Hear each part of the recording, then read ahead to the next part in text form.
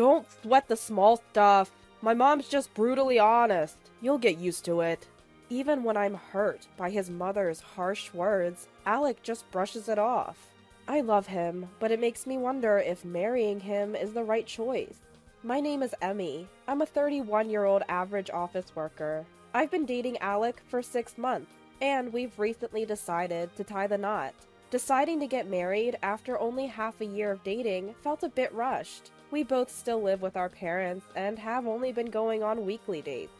Alec has visited my house a few times, but I've never been to his. But I'm already 31, and Alec is 36. At our age, dating naturally leads to talks about marriage. Alec is an only child, but he suggested we get our own place instead of living with his parents. He even said he saved up a down payment. He loves kids and promised to help out with housework and childcare. I have no complaints about Alec. I love him. I was on cloud 9 at that moment, never imagining what would happen at our wedding ceremony. Meeting Alec's parents for the first time was during our pre-wedding visit. I assumed they'd be nice and welcoming, and at first, there were no issues. But then, as we sat down on the living room sofa, his mother blurted out, "You're ugly." What? I was taken aback. You have buck teeth. It's unattractive. I couldn't see it before because of the backlight, but it's quite noticeable. Didn't you get braces as a kid, or is your family too poor? I was stunned by her rapid-fire insults. Well, I don't think it's that bad, I managed to say, holding back my real thoughts. I'd never been self-conscious about my teeth before. No, you look like a monkey. Why did Alec choose someone so ugly? His father has better taste. Maybe Alec finds ugly women exotic because he's used to beautiful women like me. Alec's mother continued to belittle me. She wore heavy makeup, and sure, she was attractive, but her makeup was so thick, it looked tacky. Oof, there aren't many beauties like Mom. I take after Dad, so Emmy is a good match for me, Alec said, failing to defend me. Emmy, you should learn some makeup tips from my wife. Maybe you'll look a bit better. Alec's dad added, sounding polite, but still rude. I learned that Alec's mother had won a local beauty pageant, a small-town beauty contest. Why does this family have such a big attitude over something so trivial? And why isn't Alec standing up for me? I was at a loss for words in the face of such rudeness. Then Alec's mother smugly said, "Feeling bad. This is why I don't like women. They get moody so easily. I'm just an honest person. If someone said the same to me, I wouldn't care." I wanted to say, "You're a woman too," but I held my tongue. Alec seemed unfazed. His dad added, "My wife has always been like this. She's straightforward, so we rarely have nasty fights. Emmy, you're lucky to have such an honest mother-in-law." Are you kidding me? I thought, but didn't say anything. I had no idea Alec's parents would be this intense. I barely remember how we wrapped up that visit. After the awkward visit, Alec offered to drive me to the station. On the way, I decided to ask him about what had been bothering me. "Do you think I have buck teeth?" "I don't mind them," he replied. "Good, but why did your mom call me monkey-like?" "She's just honest, isn't she?" I wasn't satisfied with Alec's answer, but I moved on to my next question. What did you mean by settling for me? This had been bothering me too. It means we're a good match. Wait, what? So he's saying I'm not as beautiful as his mother. Not only was he not defending me, but he was also being downright rude.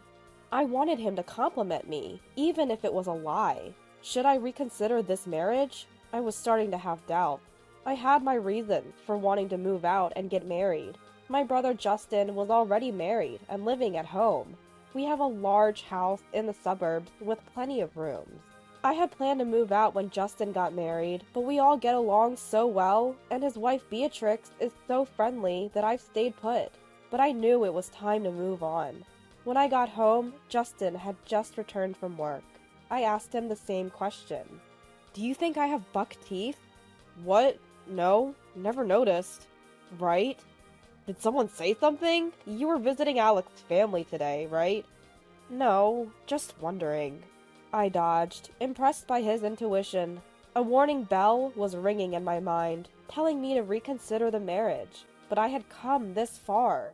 We'd be fine as long as his parents stayed out of our lives, I told myself. Then came the wedding day. Throughout the preparations, my mother-in-law kept criticizing me. I decided to ignore her. I had a lot to do, and we rarely saw each other. If we could just get through the wedding, we'd be married. We'd be happy. Or so I thought. Unfortunately, an incident occurred. It happened while my boss was giving a speech, praising me to the skies.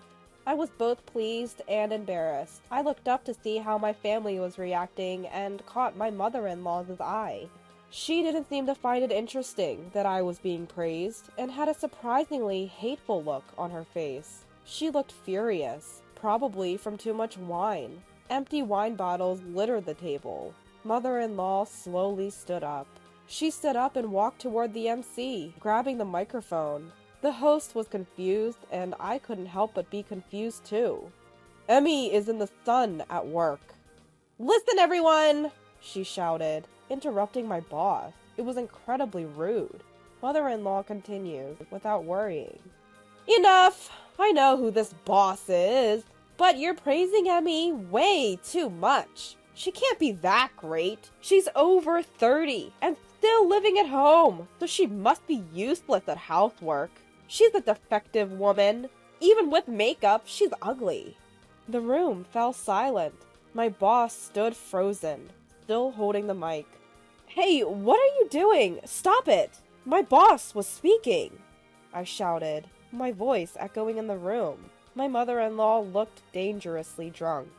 I'm just telling everyone the truth. I'm exposing you for what you are. This isn't the time or place for that. It doesn't matter. Women should speak their minds too. If something's wrong, it's wrong. Your boss didn't praise you that much either. Gender doesn't matter here. We're talking about interrupting a speech. As I argued, I realized something. Earlier, when Alec's boss gave a speech, he mostly talked about the company and barely praised Alec. That must have upset her, and the alcohol fueled her emotions. Enough! A daughter-in-law should obey her mother-in-law. See how cheeky she is? She's not as great as everyone says. But since we've already had the wedding, I guess I'll have to discipline her. Please be kind to my buck-toothed, ugly daughter-in-law. With that, she sat down and started drinking again as if nothing had happened. My father-in-law pretended not to notice, and Alec, sitting next to me, was silent. He even started eating the untouched food. Unbelievable. The guests were still confused, and the MC looked at me for guidance. Should we continue the ceremony? The wedding is still in its early stages. I was furious at my mother-in-law's outburst, but I didn't want to ruin the wedding. I hesitated, but nodded. Just as the MC was about to speak, Justin stood up. Is that all you have to say? Beatrix tried to pull him back, but he pushed her hand away. She gave up and mouthed, "Sorry, can't help it," to me. My parents didn't seem to want to stop Justin. They looked ready to confront my mother-in-law themselves. The ceremony was already off the rails. "What did you say?" my mother-in-law asked. Justin repeated his words, his voice low and menacing. "Is that all you have to say?" Justin is nearly 7 feet tall and has a good build from playing rugby in school. He was furious, and it was intimidating. "You insult my sister in front of our family and relatives. You better be prepared." Alex, sitting next to me, jumped out of his seat. He stopped eating his steak and whispered to me, "Hey, Emmy, can you stop your brother-in-law? Is he trying to ruin our wedding?" "What? Your mom already ruined it." "She just spoke her mind. There was no problem. Your brother is threatening her." "Are you serious? The only problem here is her. If she hadn't insulted me, my brother wouldn't be angry. Why should I stop him when you didn't stop her?" I was so frustrated with Alex's response that I stopped engaging with him. Let it be. I shook my head at the MC, who was looking at me for guidance. "No, I'm just being honest. I just say what I think." My mother-in-law tried to defend herself, visibly intimidated by Justin. "You think that's an excuse? Can an adult distinguish between when it's appropriate and inappropriate to speak? It was just a joke. To lighten the mood, don't take it so seriously. It's not something to get angry about.